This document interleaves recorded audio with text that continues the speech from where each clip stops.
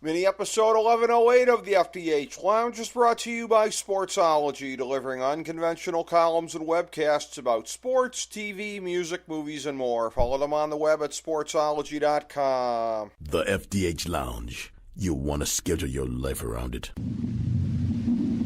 A long time ago, on a gloomy, wet Cleveland spring night, two men stand alone amidst the late-night drizzle. Their voices echo across the vacant station parking lot as they debate the merits of the great American radio show that have been missing for far too long. On that night, an idea was born. That idea became the FDH Lounge.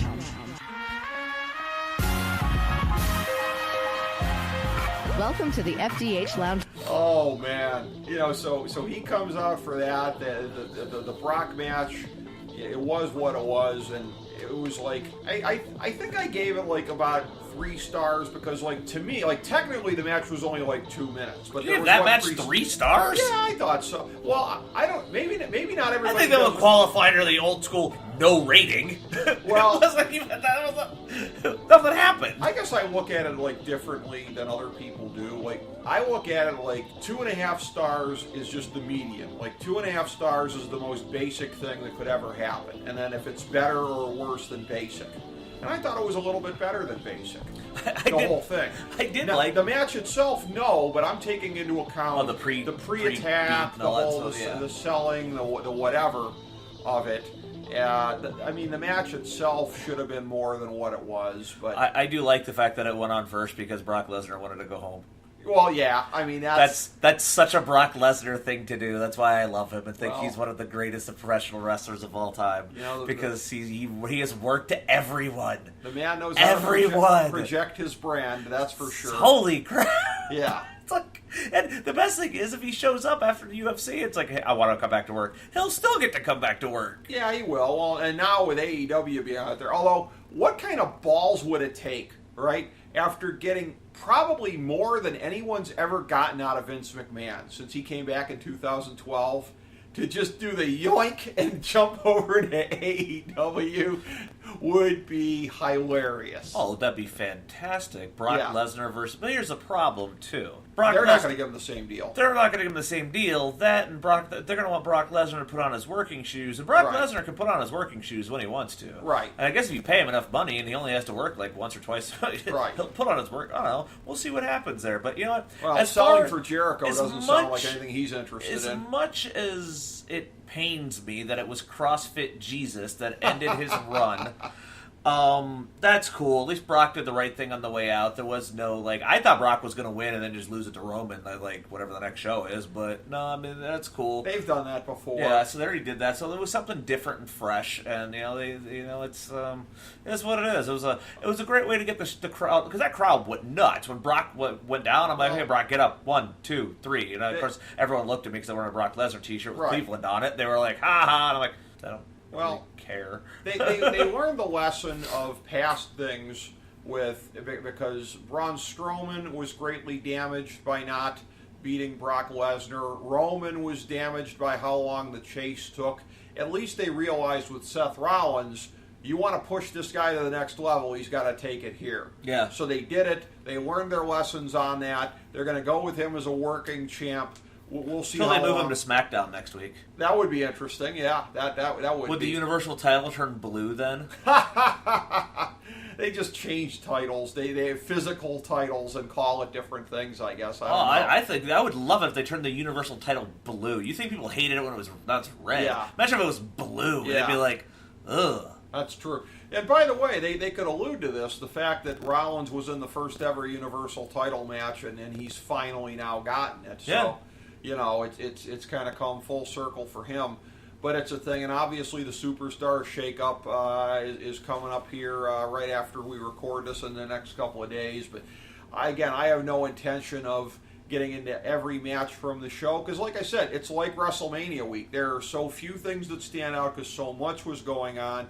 And while WrestleMania week, you'd be hard-pressed to say less is more, because everybody's out there making money. That's what's important, is people are out there making money. It's not that, gee, it would be cool if there was only 3 indie shows so we'd know what to talk about. I mean, that's not the point of all of this. The point is to make money, give people what they want, service every single genre, niche genre imaginable. You were participating in things with niche genres I had no idea existed. Yeah, me neither. Yeah. I had no idea. That's like, and it's just like, okay, going from one thing to the next, to the next, to the next. It's absolutely crazy. It's funny, you mentioned at Mania, I couldn't review the SmackDown Tag Team Titles match, because that's when I was meeting David Arquette downstairs, which was really comical. I don't even know how I ended up in that spot. Again, that's outstanding. That's like when Whiskey Drunk Jake was just like, okay, I'm going to just go through this door. And so I went through this door. And then I go over here, and I'm like, David Arquette, former WCW champion. I'm like, can I get a picture with you? He's like, absolutely, man. Hey. So we take a picture, and I post it on. I'm like, oh, heck yeah. He goes, these guys right here flew the helicopters over the building to start the show. I'm like, really? Like, yeah. How you doing? I'm like, well, they introduce themselves. I'm like, cool. Thank you for your service, guys. Take a picture of them too. It's like, what a weird. I'm like, and I posted it online. I'm like, on my Instagram page at my real name is Jennings. I posted it on there, and I'm just like, I just took a picture with these guys that David Arquette just introduced me to. They flew the helicopters over the start of over WrestleMania, or the stadium to start WrestleMania. My life is weird. Well, yeah, and the thing of it is, and where I give you credit, and where you are different from some of the other folks who are my friends, who are part of this vast menagerie that are called my friends, many others out of that group, when as inebriated as you would be, would use certain judgment that would be lacking in certain occasions. Certainly there would be some of my friends in that situation that would be like, you couldn't make it work with Courtney Cox? What's your deal, man? But you didn't do that. You didn't do that. I wouldn't do that. I mean, he's a former WCW World Heavyweight Champion. You gotta show him the respect befitting a former world champion. And the funny thing is, hardcore legend. Here's another weird factoid. So, do you remember he wrestled in that death match and got like and got hit in the jugular, and Luke Perry took David Arquette. Right. He wrestled a death match, and the late Luke Perry took him to the hospital after the fact. And he wrestled Nick Gage. Right. Yeah, I hung out with Nick Gage the 2 nights before that at a alleyway in Queens, and walked out there. Justin's like, Nick Gage? And I'm like, what up, man? He goes, and Gage, Nick and I were talking back and forth, and I'm like, your picture with you? For sure. He goes, I got your back. And I'm like, hashtag MDK? I'm like, dude, awesome. If anybody who's like legit shooter out there to have my back, like, yeah, Nick Gage. In terms of degrees of separation, you are the real world Kevin Bacon as far as, connections between people, because here's another show too. Let's go back to the show that set up WrestleMania, Fastlane, here in Cleveland. So me and my good pal Ron Glasnap, we're chilling in the Fox Sports Ohio booth. Ron's able to get the loge sometimes for these shows, and always asks me along when he's able to do that. You were at the show, as I know you are sometimes want to be, so you and I sometimes would get together up on the concourse there. When you're up making a beer run, I go up there, talk with you, we grab a selfie, and we even did the whole selfie of a selfie picture. But then you didn't think to get a selfie with the first person who walked along. And granted, we were there for about a half hour, 45 minutes BSing, but there were no less than 5 people who walked by who recognized you or you recognized them. You made an entire photo album out of your trip to get a beer of people who encountered you. Hey, Jake! That's your reaction, like, you haven't moved. Yeah. I was like, no, I haven't. I'm just staying right here. I stayed at this by the third person, I was just like slack-jawed. I'm like, okay, let's just see how many people it's going to be now who are friends of it's a wrestling show. So it's like, it was just, and there were people from all different walks, like some from Highland Square. Yeah. Julian Lane, fighter down in UFC fame. Yeah. And then, just random, just like, oh, hey, I know you. Oh, hey, what's up? Exactly. That was some good times. Again, I have to take my hat off to you, because somebody like FDH Director of Research Nate Noy, I love him to death. But Nate's not a tactful person when he's sober, much less inebriated. He and I were once at a fantasy basketball draft when he got loaded and inflamed a tense situation by asking somebody in the room who certainly wasn't expecting to hear this question, why does Rick Morris hate you? So, yeah. Thank you for that, Nate. Thank you. Oh, I wish I was there for that. Thank you. And well, the funny thing is, this is a guy who I don't hate the guy. You know. I don't hate the guy. No. I have some fondness for him. I'll even name the guy. Shout out to John Stanforth. He's a guy who... Hi, John. Here's what's funny. Ricky doesn't hate you. Back in the day when I worked at the Cleveland Athletic Club, I had taken over the job from my best friend. The world's strangest resume line.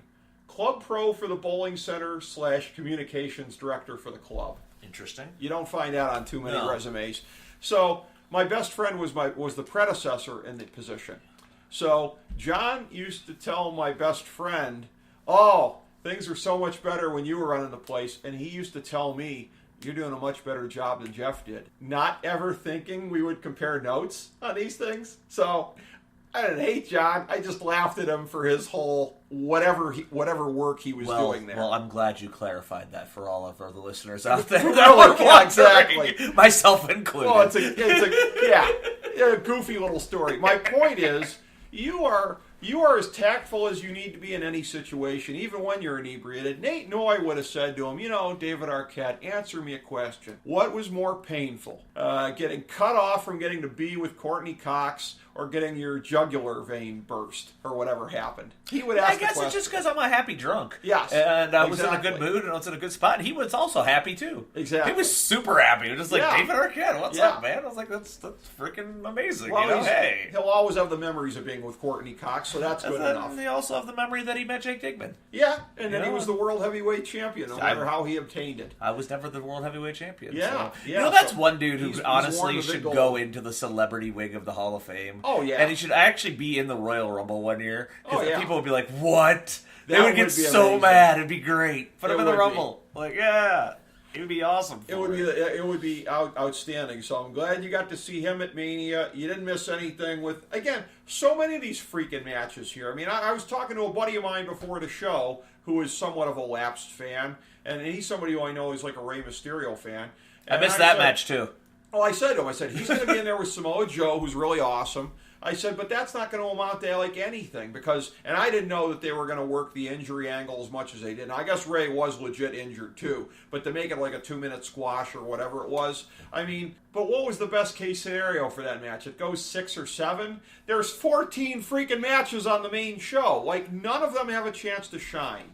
And I've said this until I'm blue in the face. I'll say it one more time. Do like a 20-man Raw versus SmackDown tag match. Sort of Isn't like that the Battle Royal? No, but I mean, but you put some actual stakes on it, and it's like we're going to be putting some of our heavy hitters. Do like a 10 on 10 match. Don't make it elimination. Do it like I can't even believe I'm citing as a positive the Team Johnny v Team Teddy match from WrestleMania 28. But they took a dozen guys there and they put them in a match where they at least pretended it meant something. I'd rather see like a 10 or 11 match WrestleMania, where that's one of the matches, versus how are we going to wedge all these guys in there? I actually didn't mind it. I hate the mentality of how they're going to wedge them in. I mean, honestly, I didn't mind it. It's not one of those things that really, doesn't bother me.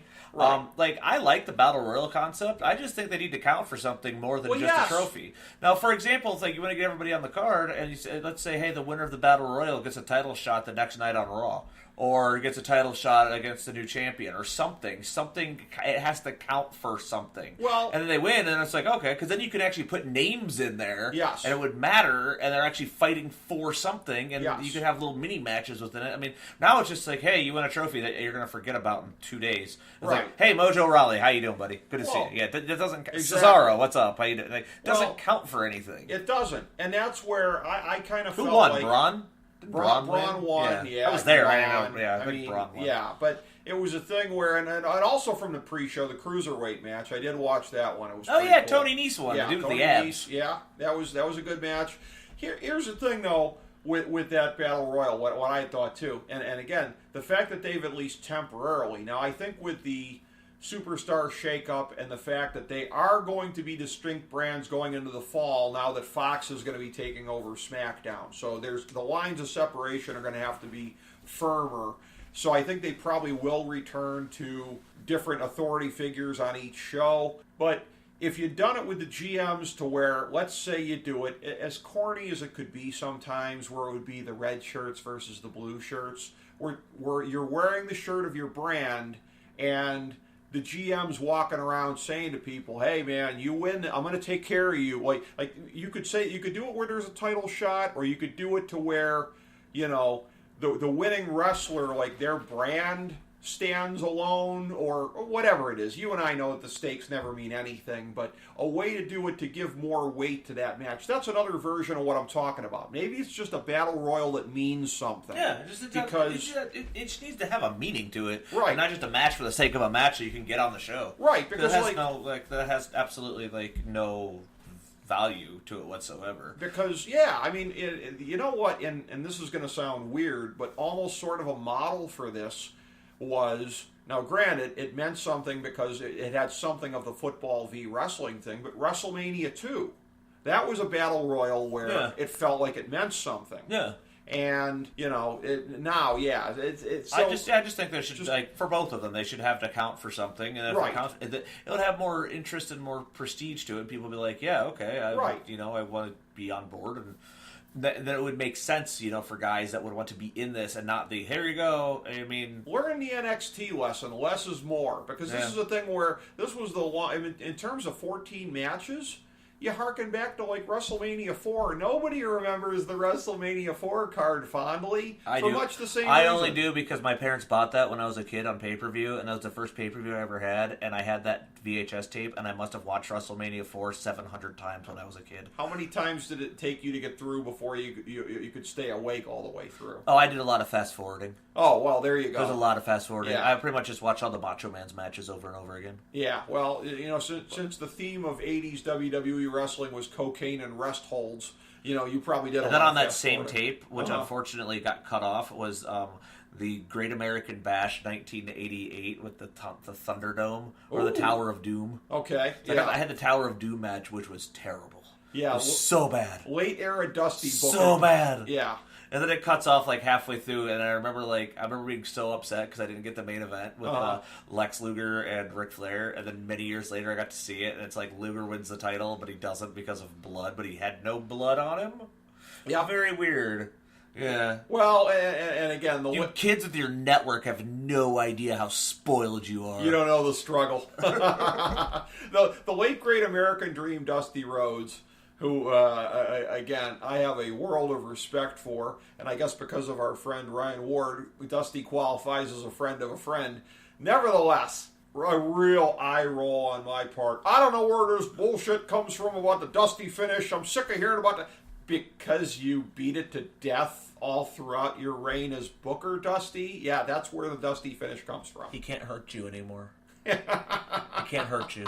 I mean, unless you watch AEW, I mean, the son of a plumber's on there, so he might start doing the Cody finish. It could be, yeah. So, you know, it's a show that I gotta say, I mean, they sort of psyched us out at WrestleMania because both early on the show, with from the title changes and from the babyface wins, it was like, okay, they're gonna swerve us at some point because some of the you knew the Kofi thing was going to happen. You knew the Becky thing was going to happen. But from that point on, I mean, it was like, okay, Finn Balor is going to be protected in the paint, but are they really going to change that one as well? Yeah, they did. I mean, it doesn't mean anything. They're playing hot potato with the IC, but, you know, the Demon goes over one more time in the paint. But it was a thing where...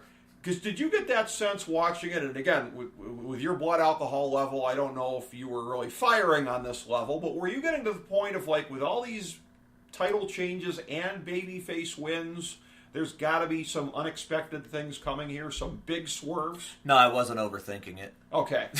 All right. I was just like, you know... But, dude, that's how they usually work, though. But I wasn't overthinking it, especially like at that point, after being around so much wrestling that weekend. Yeah. I wasn't being like, okay, I just wasn't. Okay. It was point just well like... taken. Yeah. You know, I was actually happy that they listened to the crowd. Like, the moment when Kofi Kingston... I'm not a Kofi Kingston. I'm not a hater, but I've never been a big Kofi Kingston fan. But to see so many people in that was like that feel good, like, oh my god, our guy won. Like, oh wow, okay. I mean, again, I'm not against it, and it was just like, you know, the genuine raw emotion behind that. That was probably like, okay, so my some of my favorite memories from the WrestleMania itself. That one. The one, you mentioned Finn Balor. I wish they wouldn't have announced him as being the Demon. If he would have just come out as the Demon, I would have quote unquote marked out like crazy for that.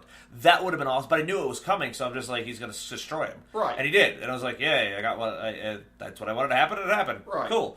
It's like, Kofi Kingston. I actually wanted Daniel Bryan to win because I thought they had legs of that character still, and he can still win it and get it back and get that hemp title back out there. I do think he's going to be the guy for much of the next year. I do support the Kofi Kingston and everything. Like, dude busted his ass, and he's proved me wrong. And there's more to him than I thought there was. And the fact that the fact that this is the first ever African American. Literally, he's from South Africa. Right. He's the first ever African American WWE champion. You don't bring up Mark Henry in the World Heavyweight title. It's a different belt. Okay. And you're going to bring up The Rock. The Rock only got that title because of his Samoan half. It wasn't his black half. Look at the history of the WWE, all right? Roman Reigns, Yokozuna, all right? You didn't see his dad as the champion. No. Right. So it's the fact it was that half Samoan half that got The Rock the title. So, I mean, he'll count. But I don't remember the WWF title reign of High Chief Peter Maivia. Is that a flaw in your theory? It was there. You just didn't see it. No, but that's like, I mean, if you just look at the whole thing of like the history of that, it's like even The Rock himself says he doesn't count. He said it himself. He goes, "No, I'm not." I'm like, how could you say it? But like, so The Rock technically is. But there's never been like, even from the people, the adulation of the people are just like, holy crap! Like, it's a moment you never thought you would see. It's like, and it's kind of that was kind of the theme of this year's WrestleMania too, with things you never thought you would see. For example, we got to a fun discussion at this one because I had said to my friends, our crew we were with, that I asked them a question: what is one thing you do not want to see at WrestleMania? Mm-hmm. My answer, and I got my wish. The Undertaker. Yeah. And the reason why was eventually he has to not be there. Right. So I was like, how? I'm like, so, and then they said to me, they go, so if The Undertaker interrupts Elias, you're going to be upset. I'm like, no, I'm not going to be upset. Right. I'll appreciate the moment, but I would do something different. And then we got 2004 John Cena, which for me personally, I absolutely loved because it goes back to my WrestleMania 20 experience I had talked about from 15 years prior. And that was the Cena that we got back then. And it was like, the best part was everyone afterwards when they're looking on their phones and like, oh, he cut a promo backstage and regular. He's not actually, the doctor of thugonomics is not back full time. I'm like, no, he's not. But he's not back full time. Right. It's like, that's when you got to look at guys and go, come on, dude, don't read too much into it. Don't overthink it. Just enjoy it in the vacuum, in the bubble for what it is. Enjoy it in the little moment there, and hear him this little rap, and it was fun. I thoroughly enjoyed it, and I know this whole like you're burying the young talent. Like, yeah, well, hey, it's been happening for years. Well, yeah, exactly, man. And then the next night, Undertaker does it anyway. Right, yeah. Well, the goofiest video interruption that we've ever seen. The Babe Ruth thing I thought was just dumb. I texted you. I said, I think our buddy Ryan Ward might have come up with that one. I have not reached out to Ryan since the show to confirm that. I didn't ask him. I just thought it was, like the whole, it just made no sense. I'm like, okay, wait, so he's the Babe Ruth? I thought Hulk Hogan. Wait, no, because they're trying to paint Cena as the best of all time. But here's the thing, though. You go back to it. I mean, Kyle Ross and I talked about it on the show back in the day. The whole thing, it's so ridiculous when people pose the question of, how did John Cena become so massively unpopular in 2005 and polarizing at best? Because it's bait and switch. Yeah. Because they decided in 05, he's going to now be the Marine, hustle, loyalty, respect. Doctor of Thugonomics is what brought him to the dance. Yeah. That's what got him over. Yeah, everybody loved When Doctor he became the PG hero for the kids. Yeah, dude, nobody signed up for that John Cena. Ever. You can tell the moment. It's when he beats JBL. Yeah, that's when he got the title. All of a sudden, it was the equivalent of the Diesel, Big Daddy Cool Diesel in the corporate car that nobody wants, because everybody wants wrestling fans at their core. I believe want the badass that's gonna step up for themselves as the heart, and that just. But I mean, Cena survived through all them troubled waters, and here's another thing too. I never thought I would see again. Mm-hmm. That sold out crowd, what 80,000? Okay, 72,000. I don't Right. believe the numbers they ever say are real, Yeah, but however or- many people that were there was chanting on their feet, chanting Cena, Cena, Cena, to the point where we started doing a joke, going Cena sucks. We're not doing that anymore. That's not a thing. We're not doing that. All right, just checking. We're cool. All Well- right, just checking to make sure. And so Probably for the reason we're talking about, because he got back to what got him over in the first place. yeah, and everyone was just like, I heard of a great meme that was absolutely hysterical. My buddy showed it to me, and it was like it had his dad, and the kid looks at his dad, and the kid says, "Dad, why is John Cena using all those bad words, and why are you crying?" And the dad looks down at his son and goes, "Because the doctor's back, son. The doctor's back." I mean, that whole thing, yeah, his whole rap, that's what got him over in the first place. And look, if you go back to 2012, he did it for like 1 week against The Rock, and I think it was the only week where he was not more popular than The Rock, but That was in Cleveland. That was in Cleveland, A yes. Rock rap battle. Yeah, and he was at least in the same area code as The Rock as far as popularity for 1 week, because again, that's the character people remember fondly.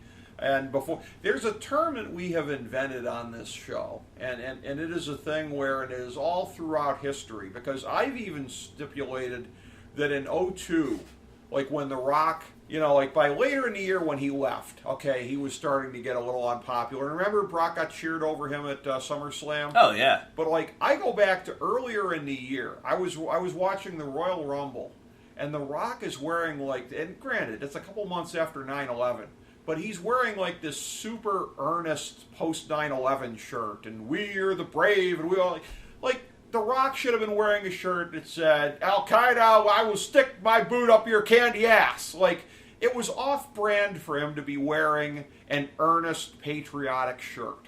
And it's like, the grand unifying theory of history is Vince has to white meatify everything.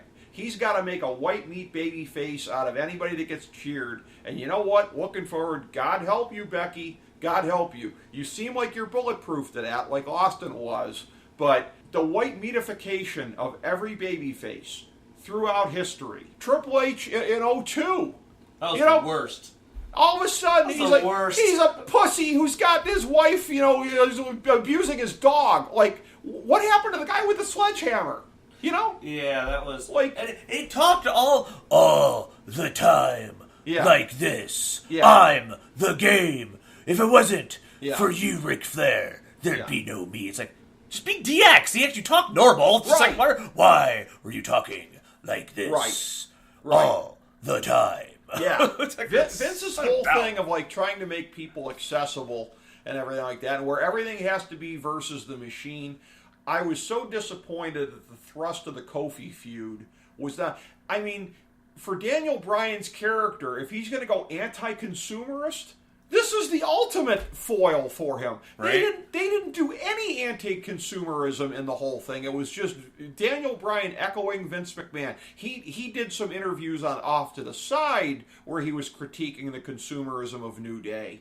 But that was the greatest foil he could have had in the whole company. Yeah. And they blew it on I mean, that. I would assume that program's not over. It And might it's be gonna over. keep going, and that's but where- I agree with you. He's going to be more bitter, so he's going to play up that side of it. But let me tell you Unless something. Daniel Bryan shows up on Raw. Could be, but and I hope not, because that character is too great to be lost in the shuffle on Raw. Because that's what it's going to be. I mean, yeah, I don't know. You also got to realize they're looking forward to the fall, so why not, if you're sending him to Raw, send Roman to SmackDown? Maybe. I mean, and this We'll see. That's another conversation for another day. It is. But here's the thing, that for people like me who have stipulated, and when you go back over a period of time, that Daniel Bryan has got to be on a short list for the greatest of all time, who else could do the Kofi before there was Kofi angle in 2014, and 5 years later be the hated antagonist foil for the guy doing your same thing? How many people could do that? Like, when they first turned him, I was like, good luck getting people to boo Daniel Bryan. Oh, me of little faith. Because, because I thought he'd gotten to that point that Ric Flair had gotten to. Because Ric Flair, I know he's always preferred playing the heel, but like from 1999 onward, no promotion ever did good business on any level with Ric Flair as the heel because the fans were like, this sucks. We don't want to boo Ric Flair. And the harder he would try to get you to boo him, the Not more... a big fan of 2010 TNA? No, not at all. Not at all. 99 WCW, 02 WWE. Like, nobody it was demoralizing. It was like, screw this. I'll go watch something else. It's too demoralizing to want to boo Ric Flair. And I thought Daniel Bryan had gotten to that place. Maybe Daniel Bryan's got a gear that Ric Flair didn't have at that point. And I do love the fact that Daniel Bryan, like, you know, a year ago it was his comeback story of like, oh my god, everyone going crazy, and like, and everyone immediately, every armchair booker immediately assumed when he came back that the main event of WrestleMania was going to be Daniel Bryan versus The Miz for the WWE Championship, and he was finally going to overtake him, take out the foil, been talking about him for all this time, and then stand triumphantly. Part of the thing I think also that people didn't really count on in this is that with Miz and Mrs. and the various different things, Miz kind of got over as a likable guy, or it's just like, he's like, you know, what makes him so bad because he's putting over how great his wife and kid is, right? And I think one of the things that motivated Daniel Bryan to come back, I truly believe, is to be a heel, to come back out there to be this character. It's like to be like a new version of the American Dragon, where it's just like, because dude has chops as a heel, where it's like, that was, you know, I absolutely love that character. I still do. I think it's his best work, maybe ever. Because, you know, I mean, and it's good to have him back and to see that. And It is. Mr. Small Package himself. Mr. Small Package himself, you know, it's pretty good stuff. I'll tell you what, and they're moving towards, because again, we saw it with the feud with The Miz here, and you're right, he's doing it. And here's the thing, too, by the way, and I had said this probably about 10 years ago. It was before that they turned Miz the first time. But the way that the crowd's always been you know, they'd finish his catchphrases and stuff. I'm like, I'm not comparing to The Rock. It's unfair to compare anybody to The Rock. But I've always said that. He has the makings of being a really good babyface. You just have to, once again, not get white meatified. You have to turn that on the heels. And You really hate chicken. I love chicken, actually, but you have to turn that attitude on the heels. He's working a good program with Shane McMahon thus far, even if their garbage match left some stuff to be desired. But we're on the verge of seeing, because I think Daniel Bryan's going to get the title back at some point, a very believable heel Daniel Bryan v. Face Miz program. And it's going to work. And who would have ever believed that in a million years? Kudos to both of them. Yeah. Yeah, So, I agree. You know, they're not splitting those two up. They're going to do that program. They're going to be on the same show. My guess is it's going to be SmackDown. I can't wait till they get split up. They better not. Oh, yeah, totally split them up. You can't backburner that forever because, again, tomorrow's never guaranteed, especially with Daniel Bryan's medical history. You got to do everything you can do while you can do it. People were expecting earlier in the show, Randy Orton v. AJ Styles would have been a better match. To that I say, well, Randy Orton was one half of the match. Why would you have expected that? That guy to me has been about as big of a waste of space in the main event picture and quasi-main event as anybody. Just not a fan. I don't find him compelling. Every match is the same. Every set of moves is the same. Here's the best thing about Randy Orton. What? Everybody hates him, but whenever the finish happens, they all pop. People pop. That's for the literally finish. That's literally all. Randy Orton could sit out there and do nothing, and he'd hit the RKO. They'd be like, "Yeah, that's the only thing." Really, like I really wanted Randy Orton to win but they blew the spot that I wanted on SmackDown. Where as soon as he hit him with the RKO and the Phenomenal Four, I'm like, "Well, Randy Orton's losing." Right. Because what's he gonna do? RKO him out of a Fosbury flop? That's not gonna happen. But he's a lazy turd. AJ Styles carried him as far as he could carry him, I guess. Other things here and there. A lot of vehement hatred for the Viper, the apex predator over there. Just not a fan. I follow his wife on Instagram. She's a pretty cool follow. Okay, I don't know anything about that, but I'll take your word for it. Somebody that I'd said before a couple of years ago that I'd sort of compared to The Rock, as far as I thought potential upside and hasn't even come close, Sasha Banks. Evidently, if you've heard some of the scuttlebutt, she's a bitch. Post-Mania. Well, dude, but again, super talented. That boss character, red hot when she came up. I mean, was it, or was it red hot in NXT? And then when she came up, she didn't have a boss character. She was a lackey to Naomi and Tamina. She turned face because the crowds forced them to turn her face. Okay, I was at the pay-per-view. What was it? Fastlane 17. Holy crap, dude! It blew the roof off the place when they played her music to open the show. She had just turned face at the time. Oh, I mean, I remember that. She's got charisma. She's got bad attitude, working though. Boots. She has a bad attitude. I can tell you straight from multiple people. I've seen it personally. What's that they say about the real person turned up to 11? You know. So, I don't know why they never turned her heel. Yeah. But I mean, she was begging for a heel turn. Well, along these lines, if you've heard the scuttlebutt that she asked out when they decided to give her, the tag team titles here, the fact that they were giving them to the Colonics, as I like to refer to them. Billy Kay, the Iconics. I just talk about two that thus far have only been all. Personality, mic skills. I just hope they're transitional champions for the Pirate Princesses. Yes. Hopefully they will. Whatever they're called. Or somebody that can work. Because I'm pretty sure Kairi Sane and Io Shirai are getting promoted, and again, they're from Kairi Sane. It's from Stardom, That's and right. After watching Stardom this past weekend, available on Fight. Oh my God! More of those that I can see. Just bring that whole league and make that the entire women's division. Right. Let them just do everything. I hadn't heard this before the NXT Takeover New York show. It was a treat a couple times to hear Mauro Ranallo use the phrase, "the genius of the sky, Io Shirai." I'm like, that's freaking awesome. That's pretty badass. Great. I love it. Yeah. So yes, hopefully they'll come up and get the titles immediately, and then the Boss and Hug connection can chase it, I guess. But I guess that, in a way, with that division, segues to the main event. A main event that I don't think any of us feel like in toto stands, it holds up to what we expected. There were a lot of moments where it's like, oh, it's cool to see this. But as a whole, it was not quite what I thought it was going to be, hoped it was going to be. I've had some more casual friends who've just sort of tuned in during WrestleMania season that have been like, yeah, I don't get it with Becky. I don't know why that match was the main event. I'm like, dude, she's been the most interesting thing in the company since SummerSlam. I mean, she earned it. The man character is freaking awesome. And you know me. Number one, I'm not a feminist. I'm not somebody that's going to say it just, oh, I want to see the women spotlighted. Screw that. I'm not a person. Rick Morris hates women. You heard it here first. Doesn't hate women, but doesn't feel like anybody deserves anything special. Well, they earned it. For that. Yeah, she earned it. And second of all, the other thing you know about me is I love, in this day and age, when we can do something different. You know the high hopes I had for 205 Live. You know how I aspired for that to be something, right? You know how I wanted that to be something. So it could be an important part of the fabric that's different. And that's what Becky is. Becky doesn't feel like anything else in this company because she's not a Vince McMahon creation.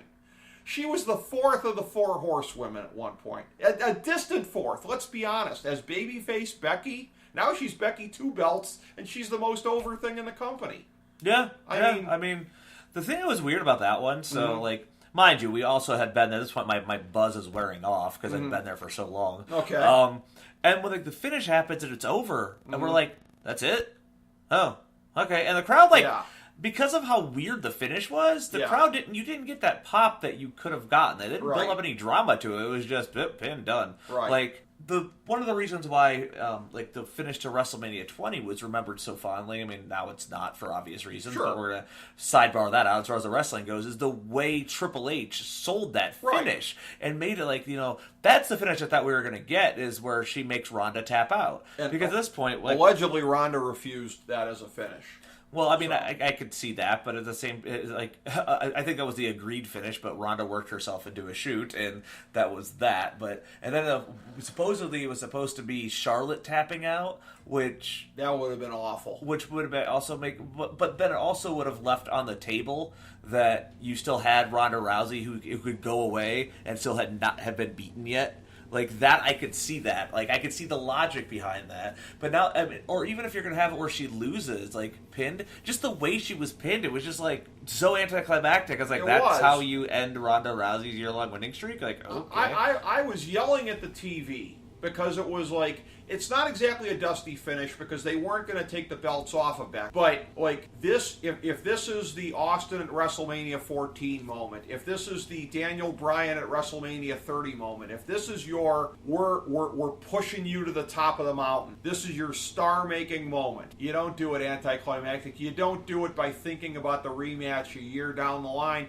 You build the rematch another way. Look, what was more definitive than Hulk and Andre WrestleMania 3? And by the fall, they were doing the whole thing of, oh, Andre had him pinned earlier in the match. Something that they didn't even talk about at the time. They were able to go back subsequently and make it a viable hook for a rematch.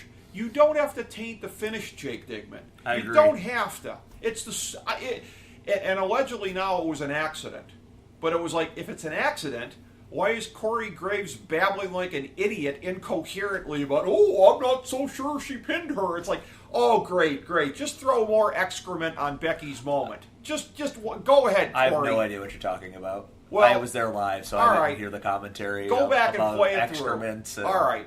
I didn't know if you perhaps had it on your phone as well. You didn't? Okay. No. All right. Corey, go back and watch it. Anybody that knows is probably shrieking along with me right now. As Corey Gray, I don't know. I think Ronda's got a case here. Like, he's so busy playing the heel commentator in that moment that it's like, dude, it's over. Becky won. This is where you do the take your hat off to the new champion. Oh God, I don't remember which show it was on, but I'm gonna sidebar real quick. Yeah. So there was this one of the shows we did, and I don't even know if we were filming it or like I don't know if we were just there. The ref accidentally counted 3. Like he counted 1, 2, 3, wow. And it wasn't the finish. So okay. he said 2, and the fan in the front row was like, "That was 3." He goes, "It was 2." He goes, "You don't know how to count. Neither do you." It's like this. What? That's so great. It was a clear botch. 1, 2, 3. It was like 2. It was like he never got up. Yeah. I was just like, yeah. I was like, oh yeah, look at that. These refs don't know how to count still, huh? I mean, I would have wanted to be the ref in the ring for all the tea in China in that moment because it's a thing where the ref. I don't know how much the refs are allowed to improvise. If I was the ref and I was allowed to improvise, I would have just like counted 2 and then like made Becky rehook her. But I don't know if the refs have that kind of latitude or whatever. Yeah, I don't. And that's, it was, I'm sure somebody got yelled at backstage for that one. But it was a thing where, again, a really good match at the end of the show, but again, not everything that it could have been. The finish was much less than it could have been. That was terrible. Everything with Kofi, is it fair to say, like, the right match ended the show, because Becky's the one that's most over. But, like, if Kofi ended the show, that would have been one of the best endings we've seen to a WrestleMania in years, would it have not? Yeah, I agree. And that. Then if they would have done the Becky Lynch thing right, also, I mean, that match should have ended with Ronda Rousey tapping out. It should have. And if she's like, oh, I don't want to do that, it's a fucking work. Well, here's the thing, too. It's a work, Here's the thing, too. It better damn well be next year. It better be. Because, you got to have it go that way. And, Becky's now using the whole thing of, like, I beat her with a wrestling finish. She was talking down pro wrestling. Well, that's good for her. I mean, Becky's so smart about how to be able to play these things. And her social media game, too. The thing of when she hit back at Ronda, when Ronda did the whole thing of, looks like you're holding the dick you wish you had. And Becky photoshops her husband's face on the end of the arm. That was pretty You're good. Right. It does look that way. That was pretty fun. That was amazing. But it was, again, the week was super crammed. And that's inevitable, and that's a good thing. It's good for the week to be super crammed. WrestleMania itself, not so great. I'd like to see it streamlined a little more. Some moments that we're going to remember, but not nearly as many as we're going to remember. And mine I'm going to remember pretty much happened before WrestleMania, but that was for the exactly other reasons, because that was just I happy to say that I enjoyed WrestleMania for what it was, as a celebration of all things pro wrestling. Yeah. And and we got to see Pyro, and Pyro was cool, and that was really great. And it was just like, because Pyro isn't a thing anymore, so it's pretty awesome looking up into the sky and like seeing that go off, and just like, the little things of it that aren't there anymore. And I kind of went in, especially after doing so many shows in a row, I didn't go in with the, oh my god, where's the booking going to go with this, and oh my god, who's going to do this, and what about, I had zero intention. They could have had Ronda Rousey back fist both of them in 2 seconds and pinned them both with her pinky finger, then I probably would have laughed and found it hysterical. Just because I'm like, that's funny. And I'll tell you this, it's one of these things where I'm so happy that the way that it is, and one of the things that's so great about the man character is that you can be surly. You can say these things, and probably a lot of the things she's actually wanted to say for years as a shoot. But there was some interview I saw her do after WrestleMania, and it was just one of these things of her throwing shade on the company that was just so awesome.